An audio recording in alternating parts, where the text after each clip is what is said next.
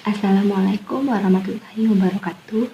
Kami dari kelompok 6 akan menganalisis kawasan pesisir yang ada di Kecamatan Temon, Kabupaten Kulon Progo, Yogyakarta. Beberapa poin yang akan kami bahas yaitu kemampuan dan kesesuaian lahan, neraca lahan dan neraca air, neraca udara dan vegetasi, neraca bahan galian dan mineral, ekosistem pesisir, geomorfologi, batrimetri, dan oseanografi. Kawasan pesisir Kulon Progo yang berbatasan langsung dengan Samudra Hindia meliputi 4 kecamatan pesisir, yaitu Kecamatan Temon, Wates, Panjatan, dan Galur, di mana garis pantai yang terbentang sepanjang 24,7 km. Poin yang pertama yang akan kita bahas yaitu kemampuan dan kesesuaian lahan. Wilayah Kecamatan Temon memiliki luas lahan sekitar 3.629,890 hektar yang terdiri dari 15 desa atau kelurahan. Kawasan lahan di Kecamatan Temon lumayan padat, ditandai dengan adanya infrastruktur seperti fasilitas kesehatan, pendidikan, balai desa, dan lain sebagainya. Namun, kawasan di sekitar pantai tidak cukup padat akan infrastruktur, sehingga masyarakat memanfaatkan kawasan pesisir sebagai lahan untuk perkebunan kelapa, yang kemudian dijual oleh masyarakat setempat berupa buah kelapa dan olahan gula kelapa. Di sekitar pesisir pantai juga terdapat hutan mangrove yang dimanfaatkan oleh masyarakat desa sebagai tempat wisata. Kedua hal tersebut pastinya dapat sangat membantu masyarakat untuk meningkatkan perekonomian yang umumnya bekerja sebagai nelayan dan petani. Selanjutnya, neraca lahan pada sektor pertanian tahun 2018, Kecamatan Temon berhasil memproduksi padi sebesar 11.374 ton, kemudian memproduksi palawija yang didominasi oleh jagung sebesar 223 ton, ketela pohon sebesar 125 ton, kacang tanah sebesar 58 ton, dan kedelai sebesar 2 ton. Selanjutnya, pada sektor perkebunan, Kecamatan Temon memanfaatkan lahan pesisir pantai yang kosong sebagai perkebunan kelapa, yang selanjutnya diolah oleh masyarakat setempat sebagai gula kelapa. Selanjutnya, pada sektor perikanan, Kecamatan Temon memiliki tambak ikan air tawar, diantaranya adalah tambak ikan gurami, ikan nila, dan ikan lele. Dan kemudian juga Kecamatan Temon memiliki tambak udang, yaitu berupa udang faname. Selanjutnya, ada neraca bahan galian dan mineral. Salah satu jenis bahan galian dan mineral yang terbesar di Kabupaten Kulon adalah pasir besi. Pasir besi termasuk bahan galian golongan C, yaitu bahan galian industri. Penambangan pasir besi ini dikelola oleh perusahaan PT Jogja Marga Mining, terletak di sepanjang pesisir pantai selatan Kulon Progo, meliputi 4 kecamatan, yaitu Galur, Panjatan, Wates, dan Temon. Luas konsesi kuasa penambangan kurang lebih 4.000 hektar. Mineral logam pasir besi yang terdapat di Kecamatan Temon terbesar di berbagai desa, antara lain Desa Jangkaran, Desa Sinuta, Desa Palihan, dan Desa Gelagah. Penambangan pasir besi di Kecamatan Temon terdapat di wilayah pantai, sehingga area penambangan dibuat berjarak 200 meter dari pantai. Hal ini disebabkan untuk mencegah adanya abrasi. Karakteristik pasir besi di pantai selatan Kecamatan Temon memiliki sumber daya alam pasir besi yang memiliki kandungan tinggi, yaitu 76.346% di kedalaman 4 meter. Selanjutnya ada udara dan vegetasi. Kualitas udara di Kecamatan Temon tergolong dapat diterima bagi sebagian besar orang. Namun, kelompok yang sensitif mungkin mengalami gejala ringan hingga sedang dari terpaparan jangka panjang. Hal itu disebabkan oleh penggunaan kendaraan yang digunakan oleh masyarakat sekitar dan kurangnya lahan terbuka hijau di sekitar daerah perkotaan. Namun, di desa-desa kualitas udara masih cukup bersih karena masih banyaknya pepohonan sebagai penyedia oksigen bagi masyarakat setempat. Vegetasi pohon yang banyak tumbuh adalah pohon kelapa, pohon melinjo, dan pohon pisang. Vegetasi perdu, bunga matahari, dan vegetasi rumput seperti rumput Jepang, dan manfaat bagi lingkungan sekitar ialah dapat mengurangi polusi dan dapat meredam kebisingan. Untuk ekosistem pesisir, Desa Jangkaran di wilayah Kecamatan Temon merupakan salah satu desa pesisir penting di Kabupaten Kulon Progo yang mempunyai luas 365,64 hektar. Terdapat 2 lokasi vegetasi mangrove di Desa Jangkaran, yaitu Pasir Mendip dan Pasir Kadilangu. Yang pertama terdapat Pasir Mendit. Pasir Mendit berada di ujung barat Desa Jangkaran. Vegetasi mangrove asli yang ada di daerah Pasir Mendit ini adalah nipah, pandan, bogem, bakau, api-api, dan juga beberapa mangrove jenis asosiasi seperti jeruju, ketapang, biduri, waru laut, dan Ipomea tres capre. Yang kedua adalah pasir kadilangu di Desa Jangkaran. Jenis yang ditanam pada wilayah ini yaitu jeruju, temumul, apel-apelan, asam keranji, dan waru. Kondisi pada wilayah pasir kadilangu ini sebagian merupakan petakan tambak, sungai, dan lahan kosong. Oleh karena itu, mangrove ditanam di antara lahan tambak dan lahan kosong yang ada. Pada wilayah ini tidak terdapat ekosistem terumbu karang dan padang lamun, dikarenakan ombak pantai selatan yang sangat kencang. Selanjutnya sumber daya air. Terdapat aliran Sungai Serang bagian hilir, Pantai Gelagah pada Kecamatan Temon. Sungai Serang ini mencapai panjang 23,16 km. Lebar Sungai Serang mencapai 60 meter dengan debit sebesar 650 meter kubik per detik yang menempatkan Sungai Serang sebagai pemasok air permukaan terpenting kedua setelah Sungai Progo. Untuk kondisi Sungai Serang itu sendiri kurang bersih dikarenakan pengelolaan daerah aliran Sungai Serang belum maksimal. Faktor-faktor yang berpengaruh terhadap kerusakan lingkungan daerah aliran Sungai Serang ini adalah berupa faktor geofisik seperti banjir, longsor, dan erosi yang disebabkan oleh pemanfaatan lahan di daerah aliran sungai bagian hulu dan tengah tanpa memperhatikan keberlangsungan ekosistem daerah aliran sungai tersebut. Selanjutnya adalah sektor perikanan. Dalam sektor perikanan, Kecamatan Temon terbagi menjadi 3 jenis. Yang pertama adalah perikanan tangkap laut. Menurut data dari Dinas Kelautan dan Perikanan Kabupaten Kulon Progo tahun 2018, perikanan tangkap laut di Kecamatan Temon didominasi oleh iklan demersal. Komoditas utama perikanan tangkap laut Kecamatan Temon ialah belanak, manyung, layur, dan sebelah. Dan yang kedua adalah perikanan tangkap perairan umum. Menurut data Dinas Kelautan dan Perikanan Kabupaten Kulon Progo tahun 2018, komoditas utama dari perikanan tangkap perairan umum adalah ikan gabus, tawes, nila, dan lele. Dan yang ketiga ialah perikanan budidaya.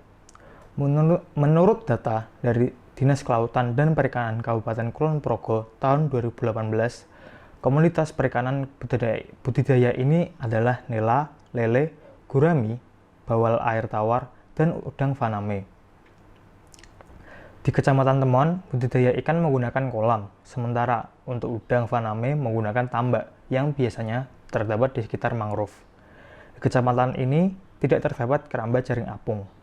Selanjutnya ada geomorfologi. Secara garis besar, daerah Kecamatan Temon terdiri atas 2 satuan bentuk lahan, yaitu Satuan Dataran Fluviomarin dan Satuan Bentuk Lahan asal proses marin dan eolian. Yang pertama, Satuan Bentuk Lahan Dataran Fluviomarin merupakan satuan bentuk lahan yang terbentuk sebagai hasil kerjasama aktivitas marin yang dahulunya merupakan zona laut dangkal dari bekas laguna atau zona litoral. Bentuk lahan dataran fluviomarin di bagian utara telah tampak seperti dataran aluvial, di mana endapan fluvial menyusun bagian atas dan endapan lempung litoral, serta lanau yang mengandung fosil di bagian bawah. Pada bagian selatan didominasi oleh endapan litoral, lempung, dan pasir marin mengandung fosil. Yang kedua ada satuan bentuk lahan asal proses marin dan eolian. Merupakan bentuk lahan yang terbentuk hasil kerjasama proses marin dan eolian, yaitu Beting Gisik Tua, Komplek Beting Gisik, Sual, dan Gumuk Pasir. Yang pertama ada Beting Gisik Tua.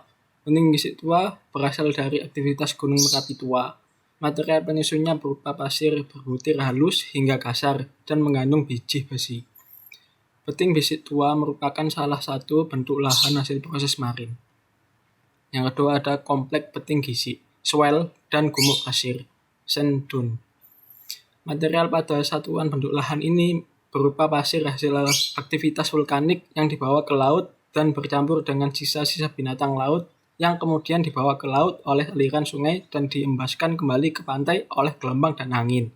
Oleh karena itu, satuan konflik beting, gisi, swell, dan gumuk pasir merupakan bentuk lahan yang berasal dari aktivitas marine eolian. Bentuk lahan beting gisi pada kebanyakan tempat dimanfaatkan sebagai permukiman, sedangkan gumuk pasir biasanya tumbuh dan berkembang di atas beting gisi dengan pola memanjang dan berselang-seling. Selanjutnya ada gisi pantai muda. Gisi pantai muda berasal dari aktivitas Gunung Merapi muda yang terangkut oleh proses fluvial hingga ke Samudra Hindia dan diembaskan kembali ke daratan oleh gelombang membentuk gisi pantai atau gisi muda. Nah, adapun karakteristik pantai Gelagah di Kecamatan Temon yaitu pantai yang berupa berpasir hitam, lepas hitam ukuran butir halus sedang, mineral hitam 75%, kuarsa 20%, pecahan cangkang moluska 5%, morfologi pantai depan 5 derajat sampai 10 derajat dengan lebar 10 sampai 30 meter. Belakang pantai berupa lagon, pedataran dengan lebar 20 sampai 30 meter merupakan muara sungai Serang. Terdapat bangunan penahan gelombang di depan muara sungai Serang. Dan selanjutnya ini ada batimetri. Bisa kita lihat disajikan ada peta Kecamatan Temon dan titik sebaran data kedalaman perairan selatan Pulau Jawa. Dilihat dari peta Kecamatan Temon yang terletak di bagian selatan pesisir Pulau Jawa, jika disinkronasikan dengan peta kedalaman perairan selatan Pulau Jawa, maka dapat disimpulkan bahwa kedalaman pesisir Kecamatan Temon sebesar 0 sampai 500 meter. Pantai yang terletak di Kecamatan Temon ini, contohnya Pantai Gelagah, juga termasuk pantai yang terjal dan curam. Selanjutnya ada oceanografi. Yang pertama, arus dan gelombang laut. Pantai Gelagah terletak di Kecamatan Temon, Kulon Progo yang merupakan tujuan wisata utama di Kulon Progo, memiliki tinggi pecah gelombang rata-rata di perairan selatan Gelagah adalah 2,68 meter, dengan kedalaman pecah gelombang 1,86 meter, dan cepat rambat 3,98 meter per second. Secara umum, tipe empasan gelombang di Pantai Gelagah adalah plunging dan surging. Gelombang ini memiliki daya hantam yang besar terhadap dasar perairan di zona pecah gelombang, sehingga mampu mengangkat material yang terendap di dasar perairan. Gelombang bergerak dengan cepat rambat 17,81 meter per second dan bersifat konstruktif, sehingga cenderung mengendapkan material pasir di pantai. Pantai Gelagah memiliki arus dengan kecepatan rata-rata 1,18 meter per second. Arus ini cukup kencang dan gelombang cukup tinggi. Yang kedua ada suhu air laut. Suhu air laut di wilayah pantai pesisir Gelagah tahun 2017 menunjukkan angka antara 26 sampai dengan 28 Celcius. Yang ketiga adalah salinitas. Salinitas merupakan kadar garam yang terkandung dalam air laut. Hasil pengukuran salinitas air laut pada tahun 2017, salinitas tertinggi di 32,4%. Yang keempat ada pH air laut. Hasil uji parameter pH pada kualitas air laut Pantai Gelagah adalah 7,69. Berdasarkan hasil uji pH, air laut di Pantai Gelagah masih berada pada nilai ketetapan baku mutu. Artinya, kondisi air laut di wilayah Kecamatan Temon dalam kondisi baik untuk kehidupan makhluk hidup.